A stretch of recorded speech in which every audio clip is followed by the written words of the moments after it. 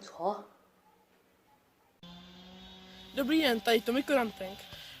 Nesu novou novinu o největším všici v republice. Nachází se poblíž louky a řeky Lučiny a živí se růžovitý. Tady je důkaz, že všice se živí růžovitými rostlinami. A je tady ještě jedna věc. Všice unesla dítě jménem Matěj Číž. Co to je? Nevím.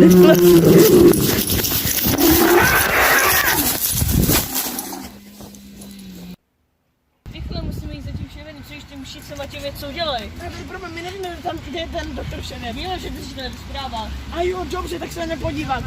No jo, ale kde? Hele, někam on? I'm too sexy for my love, too sexy for my love, love's going to leave me.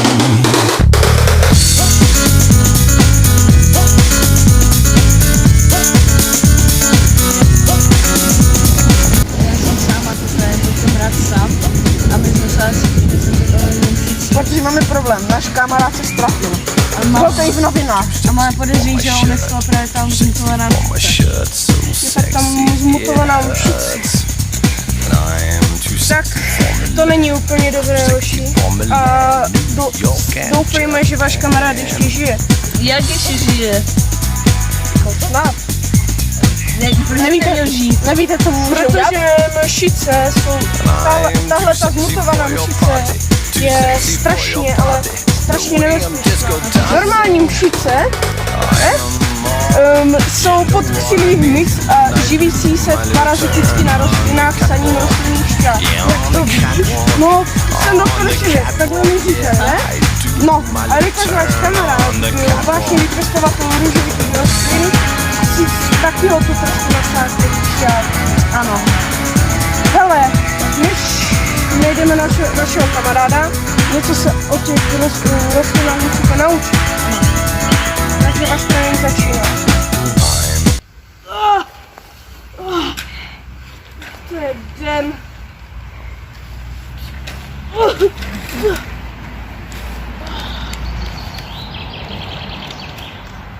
Ševene! Co je? Co jsem myslel z vlasy? Ukáž? To jsem se obával. Ne. Už i na tebe ty mšice útočí. Musíme urychlit tvůj výcvik. A to sám? No toho taky samozřejmě. No tak musíme rychle. Tak jdeme. Takže váš výcvik začíná, ale ještě nejdříve, než se naučíme o růžovitých rostlinách. Vlastně jak je pěstovat a různé věci. Musíte zvýšit i svou fyzickou sílu. A vám proto to teďka ukážu, co na to. Tohleto je náš gym, prosím vás. velice kvalitní. Všivide si jistý, že to je bezpečný. Prosím tě, já jsem doktor Všivide, zvládnu všechno. No, dobře no. Já jenom tak. Musíš se natáhnout. Tak, protáhneš se. Protože protáhnutí je důležité na rozcvičku. Takže raz, dva. Je, pohodě. Pohodě. A už jsi na konci. Můžeš pořídat? Ještě ne. Je to velice náročné. Není. Je. A tak se posáhnu. Výborně sama. Teda teďka? No samozřejmě. Když víš, že už jsi protažený, tak to můžeš zkusit.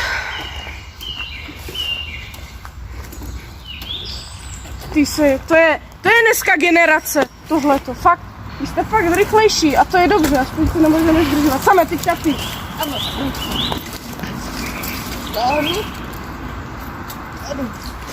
Pojď.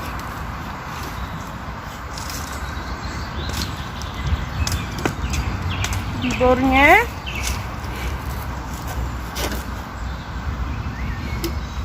Tak. Jsem tu. A tohleto uděláte nejméně 200krát. Podívejte se na moje tělo. Podívejte se na moje tělo prostě, hoši, jo? Takovéhle tělo získáte tak, že to budete dělat 200, ne 200krát, 200 000krát. Takže hoši, jdeme. A pane Všivide, Tak. Naučím tě o meruňce, OK? Meruňka specificky je taky obecná, že jo? Je to strom, že jo?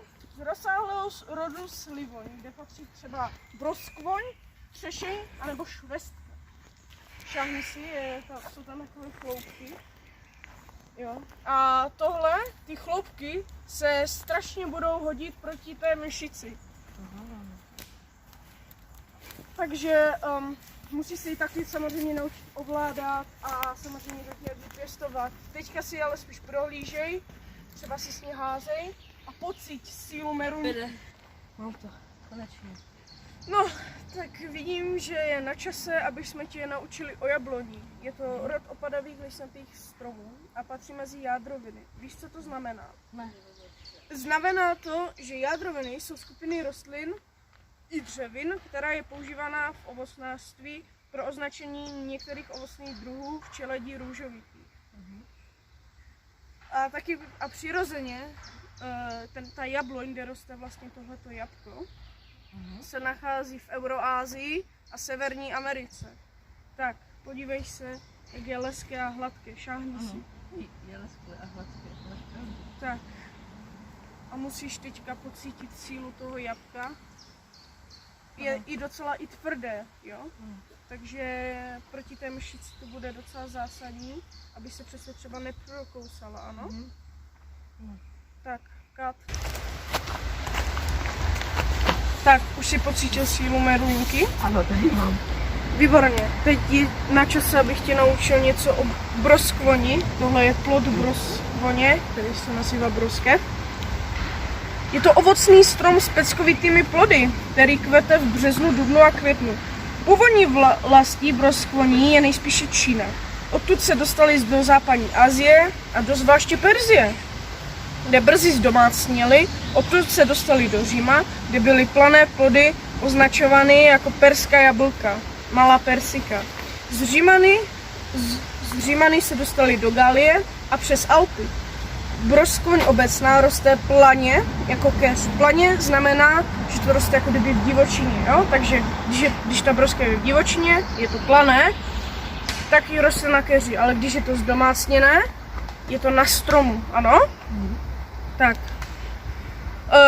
Je to zase, má to tam taky takové chloupky, šáhni. Ano.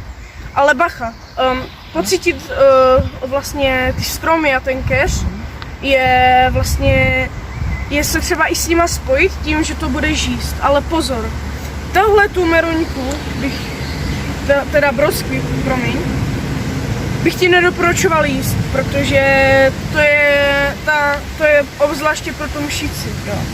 Je to tady takový velký nádor a to takhle poznáš, že je to většinou jedovaté, nebo už to tam šice prostě snědla. Takže tady máš a nejez to. Tak jo, Ševede, pocítím jsem sílu jablka. Výborně, tak. Tohleto je jahoda z keře jahodníků. Jo. Je trošku už taková jako mokrá, ale to je dobře, protože je léčivá. Jo. Je to vlastně léčivá rostlina a vlastně dívej, tady máš takovou ránu a za chvilku by se ti to mělo zahojit. To je úžasné. No, a právě to ti naučím. Bude to velice důležité pro boj, kdyby se mně nebo tvému kamarádovi něco stalo. Jahodník obecný je známý též jako lesní jahoda. Jo. Tohle sice není lesní jahoda, ale funguje úplně stejně. Je to 5 až 20 cm vysoká rostlina z čeledí růžovitých a roste planě na osňulených stanovištích, lesích a hájích, na lesních pasekách, na loukách i na mezích. Vzhledem se mu podobá o něco drobnější jahodník trávnice. Vlhčí místa porůstá jahodník průzkovec s jahodami červenými pouze na osňulené straně. Takhle, podívej se, má tam takové ty semínka, ano. To se dá dobře využít, zvláště když pak budeš třeba chtít něco zasadit. Což tě za chvilku naučím, až pocítíš sílu jahody. A tak, ne? A jako nejez to, bude se ti to hodit, ano? Dobře. Tak, už jste se naučili sílu vlastně a teď vás naučíme, jak to pěstovat, aby se svoji sílu třeba zvýšili. Tak a teď já si vezmu sama, abych ho naučil, jak pěstovat vlastně meruňku. Tak pojď. Počkej, na který? Sam jedna, pardon. Tak, samé. Meruňky preferují spíše suší půdu a neutrální reakci kolem pH 7, lehčího typu. Těžká půda příliš zatěžuje kořeny meruněk, ano. Stanoviště vybereme dostatečně teplé, světlé a slunné. Pro tento ovocný druh je nejvhodnější pěstování v nadmořských výškách kolem 350 metrů nad mořem s průměrnou roční teplotou 8,5 stupňů Celsia, ano. Tak, tam za lesy je hora a běž to tam vypěstovat, ano? Tak, samé? Sam dvě, pojď sem, počkej mi. Pardon. Tak, ty se musíš naučit, jak vypěstovat jablko. Počkej, já jenom si musím vzpomenout vlastně, co vlastně musím udělat. Takže vybíráme slunná a teplá stanoviště, nejlépe orientovaná na jižní stranu s půdou dostatečně bohatou na živiny lehkou, dobře propustnou, vlhkou, ale nepřemokřenou.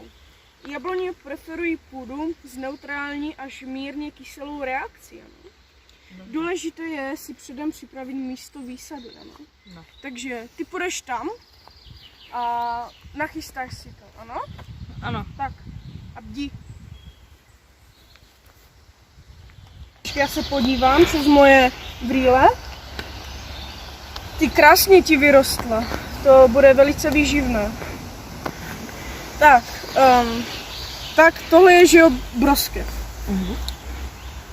A já ti řeknu, jak ji také vypěstovat, ano. Do louky či trávy zatluč v řádu kulů, jo. Mezi ně do země kladívkem zatlučte velmi blízko sebe do řady pecky z broskví či meruny. Můžete je vysévat hned po konzumaci plodu, nebo až na podzim. Při výsevu na jaře by měly být již strafikované v lednici pro lepší klíčení. Jo. Hele jo, já sice možná spím jako tam na lavičce, ale mám tu i takovou lesní ledničku, jo. Jo, mám tam lesní medvědy za rohem. Je tam zimní část tohohle lesa. Běž udělat to, co jsem ti teďka řekl a vypěstuješ brusky. Tak a zavolej mi ještě sama 2. Samé? Tak. Samé tak ty máš vlastní jahodu, že jo? Ano. Takže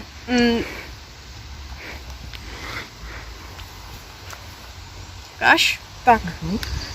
Sazenice jahodníků se vysazují v červenci až v srpnu, ok? Nejpozději do poloviny září, případně na jaře.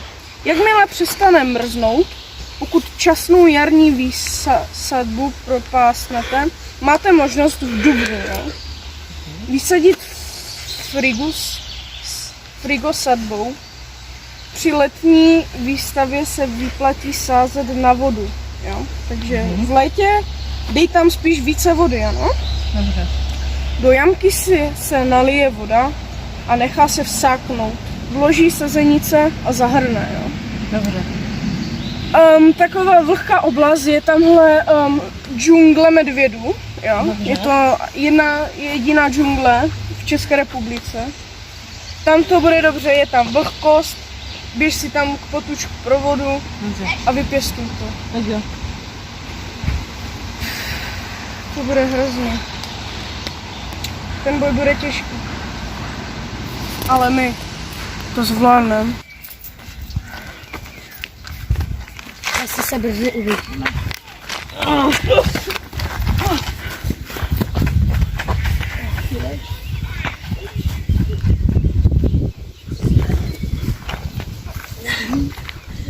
Ošetři ho, máš tu jahodu? Ano. Já jdu za ním. Dobré. Jsem přičený.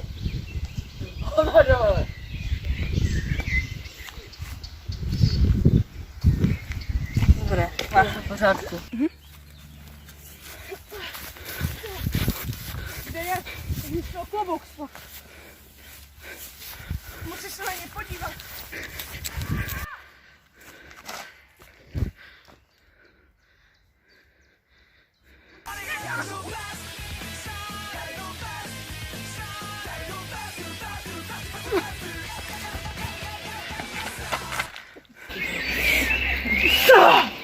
Víš, co je tohle? Víš, co to je? To je citrus. Český citroník.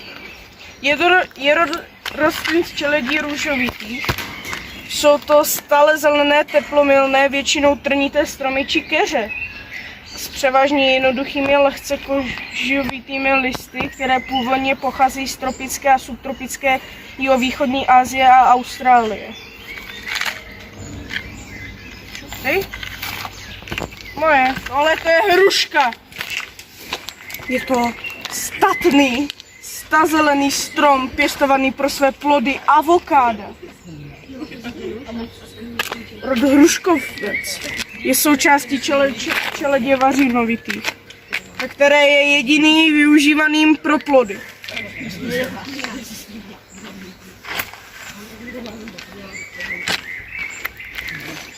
Připrav se na boj. Jak? Ještě, že mám ještě ten citrus.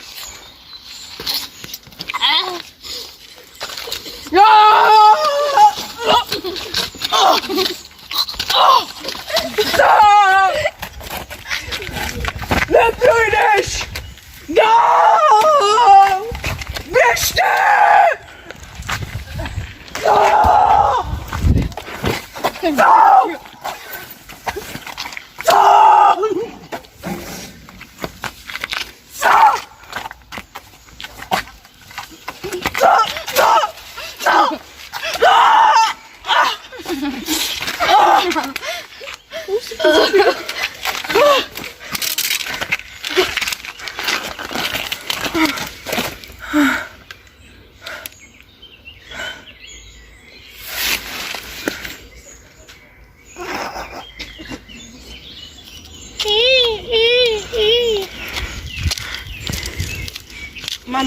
cizí pán. Teď jsem králem já. Dokud jsi začal.